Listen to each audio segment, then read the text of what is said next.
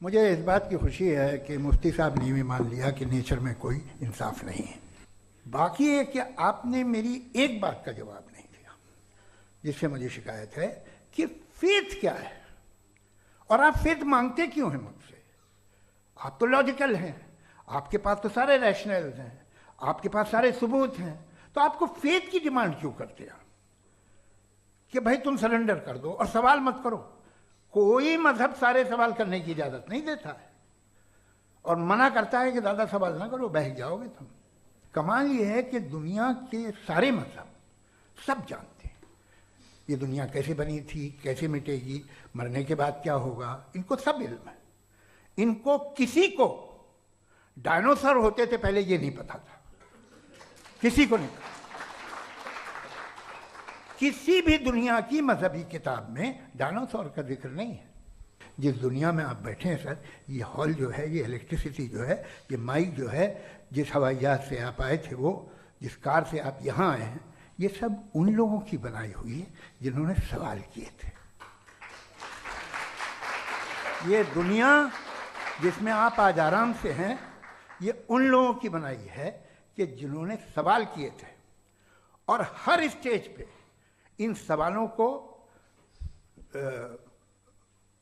मकरूह कहा गया था, गलत कहा गया था। तो आज जो बातें आपके जहन से बिल्कुल परे हैं और आप हैरान होते उन्हें देख के, एक वक्त आएगा कि मामूली लगेंगे।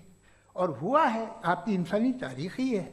इतनी जल्दी सारे फैसले आप मत कर लीजिए, थोड़ा ये ह्यूमिलिटी रखिए कि भाई ये हमें नहीं मालूम। ये कहने में क्या आ रहा है, ये यूनिवर्स कहाँ तक फैली, ये कब से है और कब तक रहेगी, हमें नहीं मालूम। आपने फैसला कर लिया कब बनी। ये आपके हिसाब से कोई 14 बिलियन ईयर बनी जो समझा जाता है। उससे पहले हजारों करोड़ों अरबों साल तक खुदा बैठा क्या कर रहा था? खामोश बैठा था, ऐसे ही जमाइयाँ ले रहा था। फिर उसे आइडिया आया, यार एक काम करते, वक्त अच्छा गुजर जाएगा, यूनिवर्स बनाते। सोचिए, तो हम अपनी जहालत से लड़े, उसकी परस्तिश न करें। Thank you so much. तर्कों की श्रृंखला में राउंड 2 के लिए मुफ्ती साहब को आमंत्रित कर रहा हूँ। शुक्रिया। जनाब जावेद अख्तर साहब कई मरतबा दोहरा रहे हैं कि फेथ का मतलब बताइए, फेथ का मतलब बताइए। मैंने बता दिया, फेथ सही भी होता है, गलत भी होता है। और आज हम फेथ पे बात नहीं कर रहे, हम ट्रुथ और डज गॉड एग्जिस्ट पे बात कर रहे हैं। क्या डज गॉड एग्जिस्ट, ये ट्रुथ यानी गॉड है या नहीं है, इसमें से दोनों ट्रुथ क्या है। अब आप उसे फेथ कह लें, बिलीफ कह लें, नॉट माई बिजनेस। उसके बाद आपने कहा कि भाई सवाल करने से मजहब रोकता है। मैं कहता हूं जो रोकता है वो रोकता होगा, मैं नहीं रोकता। बल्कि सवाल करें, सवाल करना चाहिए। सवाल कर करके तो हम आगे बढ़ते हैं, तरक्की करते हैं, और इसीलिए मैं आज यहां पे आया हूं। लेकिन सवाल सिर्फ खुदा से नहीं होगा, आपसे भी होगा। सवाल एथिज्म से भी होगा, सवाल सिर्फ मजहब से नहीं होगा, सबसे होगा। और आज मैं सवाल करूंगा और उम्मीद है कि आप जवाब देंगे। अभी तक आपने वैसे कॉन्टिंजेंसी आर्गुमेंट का कोई जवाब नहीं दिया। चलें, आपने कहा यूनिवर्स के बारे में इटर्नल क्यों नहीं बोल देते। ये चूंकि लॉजिकली पॉसिबल ही नहीं है कि यूनिवर्स इटर्नल हो। यूनिवर्स एक कॉन्टिंजेंट चीज है जो टाइम एंड स्पेस के पाबंद है, टाइम एंड स्पेस से बाउंड है। जो टाइम एंड स्पेस से बाउंड होगा वो कॉन्टिंजेंट होगा, जो कॉन्टिंजेंट होगा वो उसकी बिगिनिंग हुई होगी, जिसकी बिगिनिंग हुई होगी वो इटर्नल नहीं हो सकता। ये तो कॉमन सी बात है। आपने कहा कि किसी मजहबी किताब में डायनासोर का जिक्र नहीं है। अफसोस कि आज तक किसी मैथमेटिक्स की किताब में मुझे डायनासोर का जिक्र नहीं मिला। तो इसका मतलब मैथमेटिक्स की किताब बेकार है? नहीं, उसका वो टॉपिक नहीं है। रेवलेशन का और मजहबी किताबों का टॉपिक ये नहीं है कि आपको आके बताए साइकिल कैसे बनाते हैं, या आकर ये बताएं कि जो है डायनासोर कब था। वो तो मोरालिटी सिखाने आया है, गॉड के बारे में बताने आया, नॉन फिजिकल रियलिटी की हकीकत को सिखाने के लिए आया। रिलीजियन साइंस को रोकता है? नहीं रोकता। अगर रोकता है तो गलत करता है। रिलीजियन साइंटिज्म को रोकता है, जिसमें हमारे जावेद साहब मुब्तला हैं। साइंस और साइंटिज्म में फर्क है। साइंटिज्म यह है कि आप समझें कि साइंस और साइंटिफिक मेथोडोलॉजी ये नॉलेज को हासिल करने का वाहिद सोर्स ऑफ नॉलेज है। यह है साइंटिज्म। हम इसे रिजेक्ट करते हैं। उसके बाद उन्होंने कहा कि भाई हमें नहीं मालूम। अगर नहीं मालूम तो क्लियरली कह देना कि नहीं मालूम है, इसमें क्या हर्ज है। तो वही तो मैं कह रहा हूं ना कि आप कह दें कि नहीं मालूम, लेकिन क्लेम क्यों कर रहे हैं कि गॉड एग्जिस्ट नहीं कर रहा है।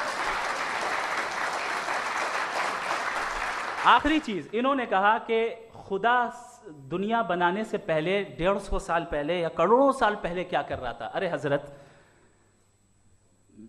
चलें बहरहाल मैं जवाब दे देता हूं, आप हमारे रिस्पेक्टेड पर्सनालिटी हैं, अगर आप नहीं होते तो मैं ऐसे एंटरटेन ही नहीं करता। टाइम, ये 100 साल पहले या 100 साल बाद, पहले बाद में अभी, ये वो अल्फाज हैं जिनका ताल्लुक टाइम से है।